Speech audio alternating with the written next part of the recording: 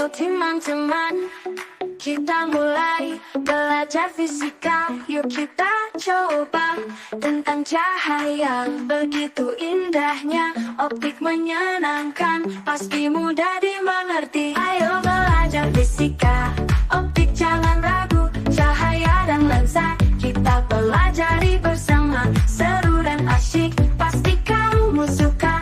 Optik itu mudah, yuk kita pahami. Halo teman-teman, selamat datang pada video kali ini.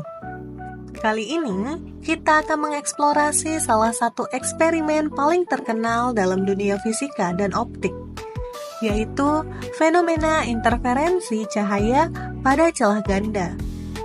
Apa yang membuat percobaan ini begitu penting? Dan mengapa masih dibahas hingga sekarang? Yuk, langsung kita mulai perjalanan seru ini.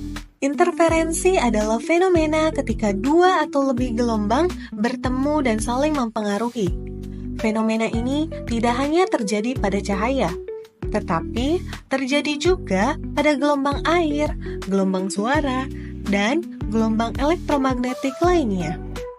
Nah, khusus untuk cahaya, interferensi ini menghasilkan pola terang dan gelap. Pola ini muncul karena cahaya dapat mengalami dua jenis interferensi, yaitu diantaranya yang pertama interferensi konstruktif, yaitu ketika dua puncak gelombang bertemu, keduanya akan saling memperkuat dan menghasilkan bagian terang. Kemudian, yang kedua ada interferensi destruktif. Ketika puncak gelombang bertemu dengan lembah gelombang lainnya, keduanya akan saling meniadakan dan akan menghasilkan bagian gelap. Interferensi ini membuktikan bahwa cahaya memiliki sifat gelombang. Tapi, bagaimana eksperimen Thomas Young bisa sampai ke penemuan luar biasa ini? Yuk, kita lanjut ke segmen berikutnya. Pada tahun 1801, ilmuwan bernama Thomas Young melakukan percobaan yang mengubah cara kita memahami cahaya. Dia menempatkan dua celah sempit di depan sumber cahaya. Kira-kira apa yang terjadi saat cahaya melewati celah ini? Alih-alih melihat dua garis terang pada layar di belakang celah, Thomas melihat pola bergaris terang dan gelap.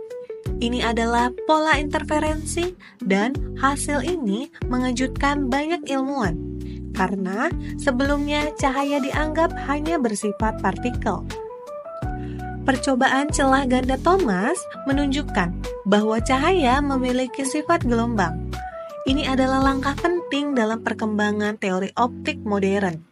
Nah, bagaimana cara menghitung posisi dan pola ini? Disinilah rumus interferensi digunakan, yaitu rumusnya adalah D sin theta sama dengan N dikali lambda, di mana D merupakan jarak antar celah, theta adalah sudut pola terang atau gelap, lambda adalah panjang gelombang cahaya, dan N adalah bilangan bulat yang menunjukkan urutan pola terang. Contohnya, N sama dengan 0, 1, 2, dan seterusnya. Rumus ini sangat penting karena bisa memprediksi di mana pola terang dan pola gelap yang akan muncul pada layar.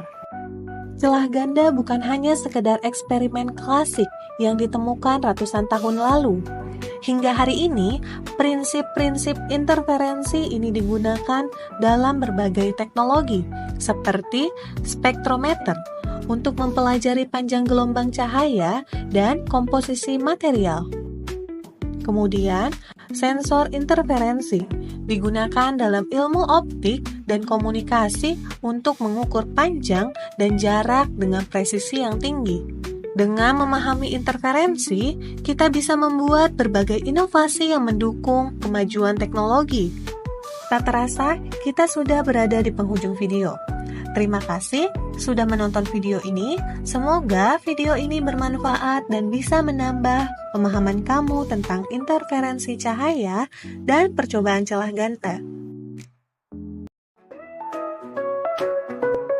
Sinar datang menyapa mata lewat lensa Aku bisa lihat dunia, dulu kabur, kini semua jelas. Fisika optik aku jadi lebih paham.